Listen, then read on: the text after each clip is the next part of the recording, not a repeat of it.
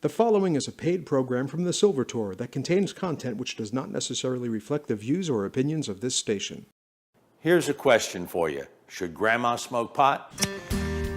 I was just superficially aware of it. I had no knowledge at all of it, I would say.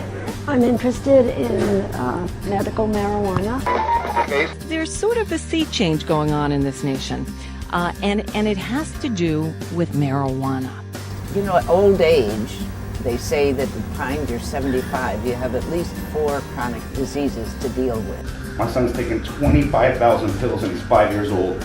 Well, things have changed since I started using medical cannabis. I discovered quite by accident that cannabis or marijuana worked better than the drugs and narcotics I was getting. It's a whole new world. It gave me hope.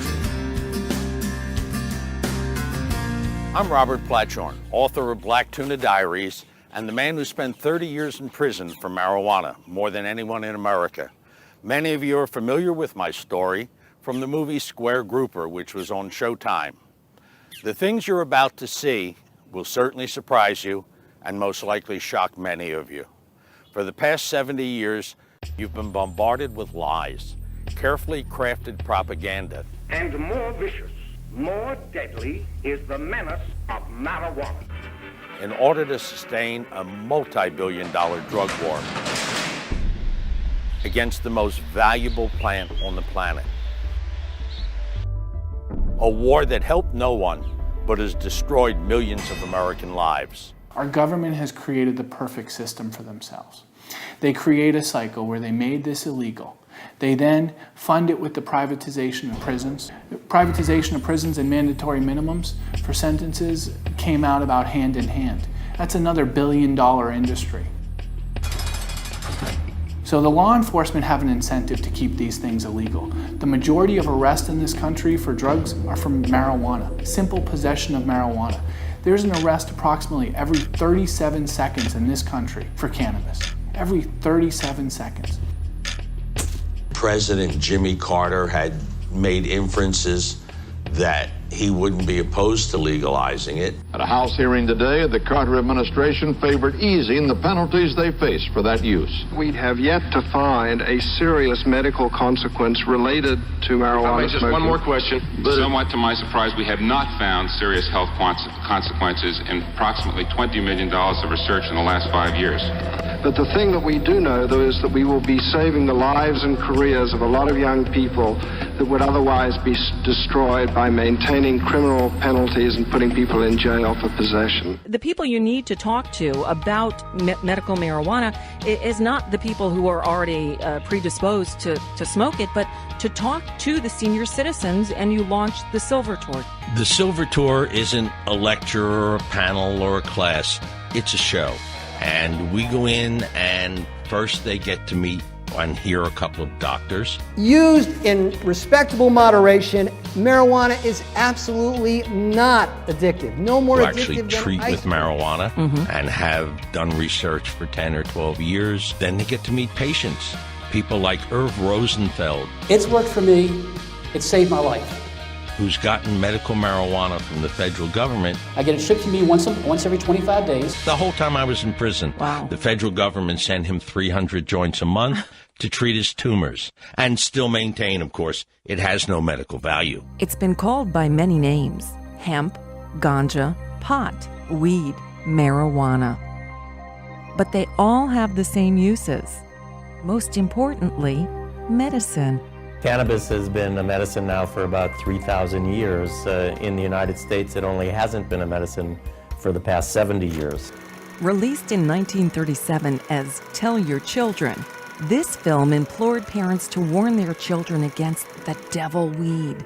It was commissioned by the newly appointed head of the Federal Bureau of Narcotics, Harry Anslinger, an avowed racist. Physicians in the United States knew the medicine as cannabis, and by using marijuana, he sort of did an end run around the medical community.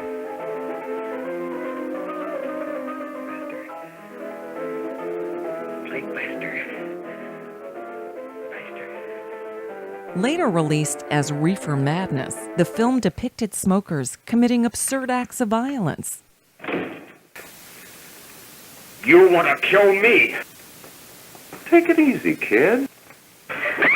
Fired after 62 years, Anslinger retired in shame to well-deserved obscurity. Marijuana is the oldest medicine known to man. It was found in ancient Egypt. It's been found in Jerusalem. It's mentioned in the Bible. And you're about to learn the history of this amazing plant. Cannabis has existed as medicine for centuries. Long ago, when these ancient Grecian temples were new, hemp was already old in the service of mankind. For thousands of years, even then, this plant had been grown for cordage and coarse cloth in China and elsewhere in the East. Betsy Ross made the first flag from hemp. Our Declaration of Independence was written on hemp. Until the Anslinger onslaught that outlawed hemp in 1937, American farmers grew and paid tax on it. For American doctors, it was the first choice to treat over 100 ailments. It's been a medicine a whole lot longer than it hasn't been. To halt the increasing use of hemp to make paper and protect his huge pulp forest holdings, William Randolph Hearst used his powerful newspaper empire to aid Anslinger in outlawing the devil weed. By the start of World War II, our government desperately needed hemp for the war effort, urging our farmers to grow once again. Hemp for victory. The government later denied that this film had ever been made. Public enemy number one in the United States is drug abuse. President Nixon declared the war on drugs. Despite his own commission's recommendation that marijuana was harmless, Nixon ignored their findings. They started to tell us, well, we can't legalize marijuana because it destroys your brain cells. And of course, then we found out it actually stimulates the growth of brain cells.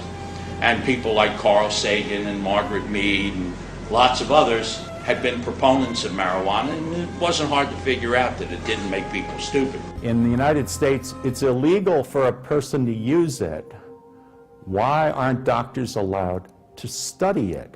It's been almost 45 years since I did the first double-blind human experiments with marijuana. And when that work was published in 1968, I predicted that marijuana would be legalized within 5 years. And that was before we knew anything about the endocannabinoid system or the vast medical potential of marijuana. The traditional uses were known about an anti-nausea effect and possibly an effect with asthma, glaucoma, muscle spasticity, but really nothing about these tremendous potentials with cancer and very serious diseases. Very safe and effective medicine that's able to uniquely tap into our endocannabinoid system, which interestingly and ironically regulates everything in our body. Physiologically, our bodies and our cannabinoid receptors are set up to help us manage cancer, perhaps itself, but certainly the symptoms associated with cancer. So if the endocannabinoids work, then I would suggest that probably the plant cannabinoids may as well. The incidence of Alzheimer's in individuals who were smoking marijuana in the 1960s are not getting Alzheimer's today at the rate that they should be. They're sort of standing out. So if you were lucky enough to either be arthritic or someone who smoked marijuana and you were bathing your brain in anti-inflammatories, you were in groups of, lucky groups of people who did not get Alzheimer's disease. There's certainly some evidence that it's helping some people treat their psychoses. Certainly epilepsy, certainly anxiety, certainly PTSD. Now another disease, which is an autoimmune disease, is diabetes type 1. It most definitely suppresses the disease. The pharmaceutical industry is ripping us off, and I think that's a disgusting thing to do to the population, and I have no problem with signing off on legalizing marijuana. And I think it should be the option for a doctor to give somebody something that can benefit them and not tear apart their bodies. Stay with me, because in the next segment, what you're going to learn could change your entire attitude about marijuana. I don't believe in drugs, but then I've also never been someone who suffered from pain. Hi, I trust you're enjoying our show and are finally learning the truth about the most valuable plant on our planet. This show is brought to you by the Silver Tour. It's a nonprofit, and our sole mission is to educate the American public on the value of cannabis medicine. It's paid for by supporters like you who want to see the end of cannabis prohibition and this crazy war that jails almost 500,000 Americans every year who are otherwise law-abiding citizens. You've already met my fellow Silver Tour director, Irv Rosenfeld. He's one of only 4 people who received medical marijuana from the federal government. Irv and I started the Silver Tour to educate seniors, the people we felt not only are the most important voting bloc, but who could benefit the most from medical marijuana, yet have the least access to this information. Almost 2 years ago, when Bobby and I started the Silver Tour, seniors wouldn't even discuss medical marijuana. Not one senior community would open their doors to our show. Since then, thanks to high praise from the Wall Street Journal, CNN Money, Jon Stewart Daily Show, and a host of international media, seniors from all over the country has openly talked about medical cannabis, and the demand for the Silver Tour shows has exceeded our ability to meet requests. That's why we produce this television show, we affectionately call Grandma. Now, instead of reaching 100 people with a live show, we can educate thousands with every broadcast. But we can't do without your help. I fought for 10 years for access to a medicine I needed to save my life. I'll fight just as hard to see that everyone else has the same legal access to this important medicine. Please visit the Silver Tour. Contribute as much as you can. Every penny will be put to work educating seniors and the mainstream. Ending this insane war in cannabis will only be possible with your help. Even a small donation, $5, $10, $15, is a tremendous help. If you can afford one of our membership packages, that would help even more. You can go to www.thesilvertour.org and help keep Grandma on the air. I'll be back at the end of the show to tell you how you can get my book and one of these cans that the federal government uses to send me my marijuana every month and has for over 30 years. Only you can keep Grandma on the air. Show your support today. A recent study in the Journal of the American Medical Association concludes, our findings suggest that occasional use of marijuana may not be associated with adverse consequences on pulmonary function. There's 2 plants that people like to smoke. The first, of course, is tobacco. It causes cancer, COPD, emphysema. The other is cannabis. It's the oldest medicine known to man. It's a lung expander. And today, it's used in the treatment of dozens of different conditions. Tobacco's legal. Marijuana's illegal. Does that make sense to you? And in 1971, I discovered quite by accident that medical marijuana worked best for my bone disorder. I have bone tumors all throughout my body. I was born with it, diagnosed at age 10, and told I may not outlive my teenage years. Had many dangerous operations, and I was on all kinds of narcotics, from morphine to Quaalude to Valium. And then quite by accident in college, I discovered the benefits of medical cannabis. That it worked better as a muscle relaxant, anti-inflammatory, and for my pain than any other medicine. But it was illegal. So I took on the federal government. In 1972, I started. In 1982, I won. It took me 10 years. But I became the second person in the United States that the federal government grows my marijuana and supplies me on a daily basis. They put 300 cigarettes to a cookie tin, they freeze dry it, and that's how I get it. I'm in good shape, okay? I have a severe bone disorder. I have over 200 bone tumors in my body. And if you look at me, I'm 59 years old. I don't look it. I don't take any prescription drugs. I haven't since 1990. All I take is medical cannabis. That, my friends, is a fountain of youth. Can you imagine your kids having seizures every single day, being in pain 12 to 14 hours a day, crying, screaming? My son's tried 12 different medications from around the world, 2 that weren't FDA approved, and they didn't work. They just caused more problems.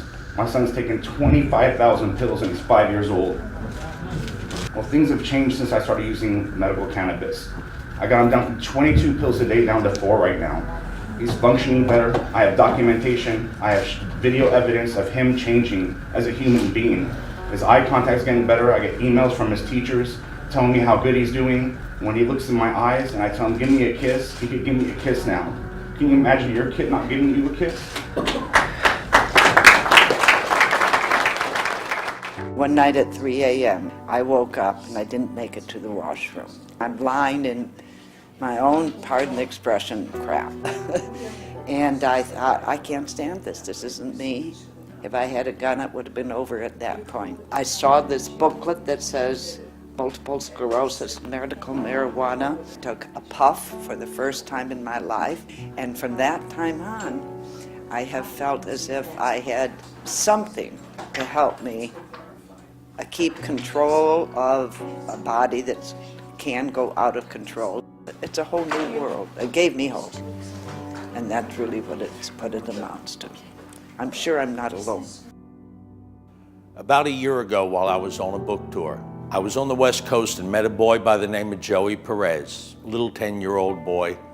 Joey is autistic, and as he got older, he got more violent. He was never able to communicate. He was 10 years old.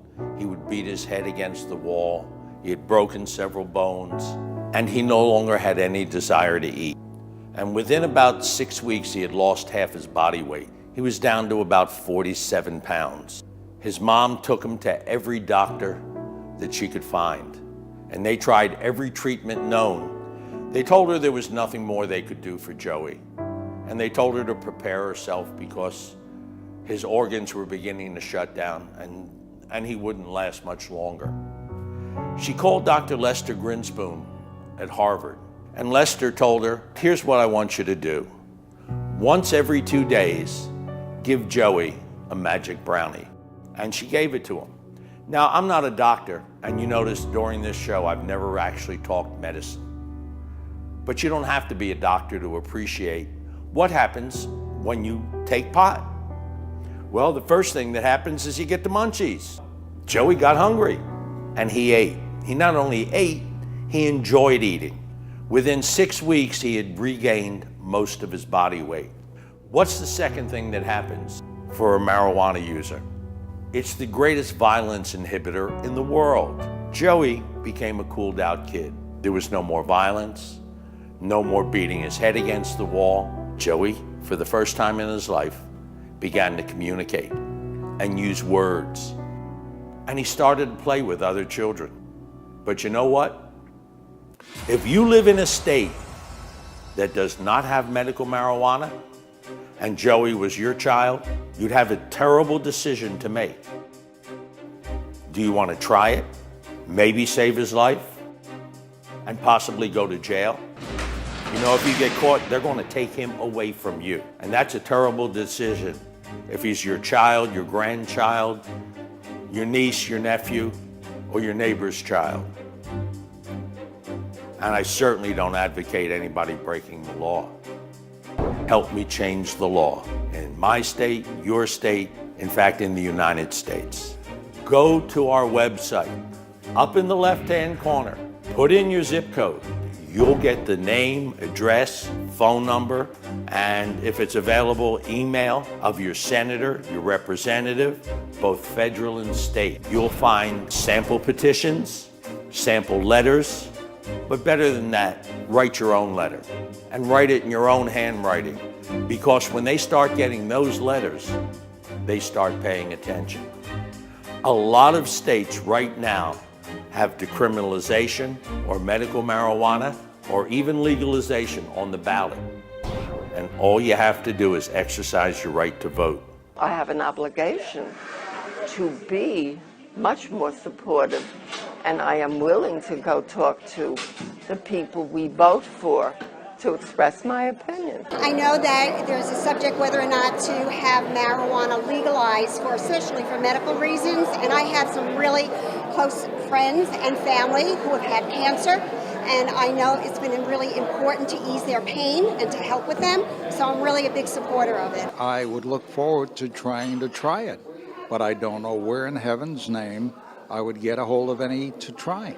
From 1850 to 1942, marijuana was easily obtained at the pharmacy and listed in the United States Pharmacopoeia. Here's a few good reasons from our viewers for you to help us keep Grandma on the air.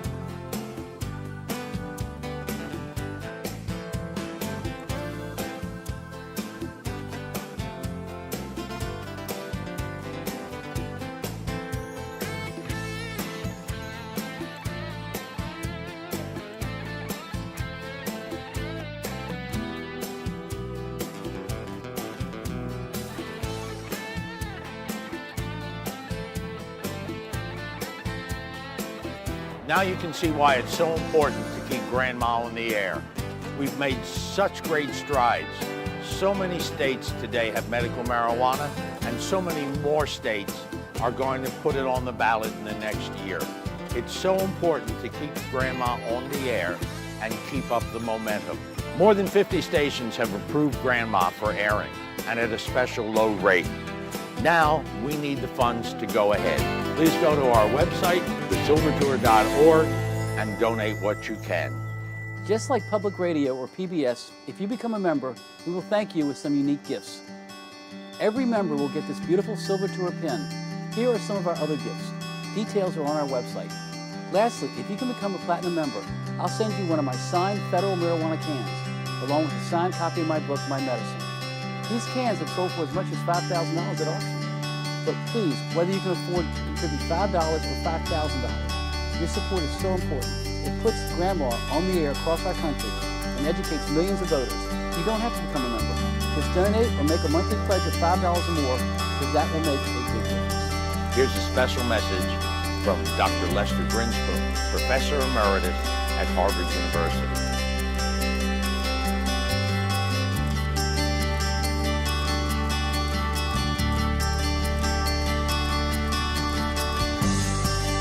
Enjoy the last few minutes of the show. There's more to learn. And then please, go to thesilvertour.org and give us your support. Thank you so much for watching our show. So you've been going around to different senior communities and talking directly to people. I would guess that many of them are aging beatniks or hippies and are familiar with pot. But are they familiar with the medical purposes for it? No. People know little or nothing about medical marijuana. They don't know that it was made illegal, not because it was bad, but to stop hemp. It's a plant. I think that's the one thing we want to say over and over. This is a plant. This is America, a free country. We are locking up people for growing a plant. A lot of other countries, I think 30-some different countries in the world grow industrial hemp. But we're the primary market for almost every country in the world. The United States, we're the market. And so what an opportunity we're giving away, we're throwing away by not being a part of this industry. And industrial hemp is one more commodity that can help me make some money on my farm. Hemp has over 25,000 uses, including home insulation and superior strength car panels. Prohibition creates crime and violence in our society that need not exist except for the fact that we have chosen, get this, we've chosen a policy of prohibition rather than a policy of regulation and control. And right now we're wasting all these resources and we're putting people whose only decision is to use an illegal drug, we're putting those people in jail today. And that's just insane. In Israel, Dr. Raphael McCoolum has devoted his life to unlocking the medical miracles just waiting to be discovered in the cannabis plant. THC is actually very valuable in a lot of diseases. It is used in rheumatoid arthritis and many other inflammatory diseases. So it can be used and it should be used. I'd like to try it.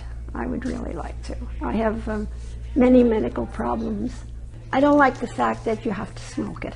If I could take it in a pill or some other way, chocolate candy. Foods made with hemp and cannabis are in high demand everywhere they're legally available. If Americans ate more hemp, it would help correct the imbalance of essential fatty acids in their diet. I think we'd see a reduction of inflammatory diseases. I think this would be a benefit at lowering heart attack risk, cancer risks. I think it can also do a lot for mental emotional health because the omega-3s are really necessary for proper brain function. I saw my grandparents use it, I saw my great-grandparents use it, and it's amazing. My great-grandmother lived to be 110. She used to use the marijuana in her tea, in her food. I'll spoon out a little bit of the can of butter, about that much as a dose is worth for the night. CBDs seem to help my seizures. I'm not using it to get any psychological effects off of it. I'm just eating the butter raw with bread. I used to be on approximately 14 different prescriptions. I would still have up to 12 seizures a day. No more. I never want to see compromised the capacity of people to use herbal marijuana, whether it's because the drug that they've come up with is much more expensive, or it doesn't do as well, or whatever the reason. That people should always have herbal marijuana available to them without any constraints from the law. I started taking marijuana because I could not sleep, days without sleep. I use cannabis for chronic back pain. You know, this is a needed medicine, and we didn't ask for these disorders, and nobody asked for disorders, but they just happen. When they do, all patients really care about is getting the best medicine possible. I've known, obviously, about marijuana for years. I didn't know that it will impede the growth of a tumor. I had no idea, because they don't tell you that. Alcohol and cigarettes are the biggest gateway drugs we have. In 2009, from chronic liver disease, 15,000 people died in the U.S. from alcohol, 1 year. Anyone even want to try to guess how many people die from cigarettes every year? It's 1 out of how many?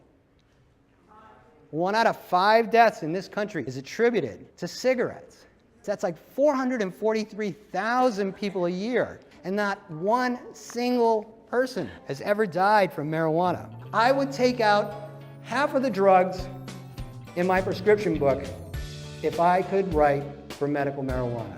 People who are going through chemo and people who have all types of other problems where they get a tremendous amount of relief from marijuana, and to deny those people freedom of pain, that's what's criminal. I'd rather see people in jail for misusing alcohol than marijuana. I believe it's much more dangerous. I hope you've enjoyed our show and learned something important, because sooner or later, you're going to be asked to vote to end cannabis prohibition or to make medical marijuana available to the patients in your state. If you believe that you now have the information and the maturity to make an informed decision, you might want to make your opinion known to your state and federal representatives. According to New York Supreme Court Justice Gustin Reichbach, this is not a law and order issue. It is a medical and it's a human rights issue.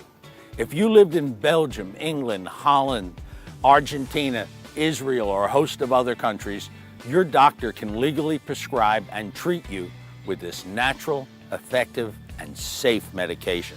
In 17 of our states and in our nation's capital, a doctor can recommend medical marijuana. In fact, in a recent Rasmussen poll, 56% of Americans have declared in favor of legalizing marijuana. There is no need to break the law when you can change it.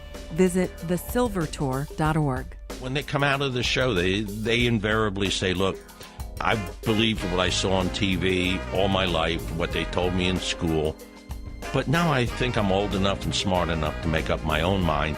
What can I do? And so they've started calling their senators, calling their congressmen. When it comes from seniors, they pay attention to it. The proceeding was a paid program from the Silver Tour that contained content which does not necessarily reflect the views or opinions of this station.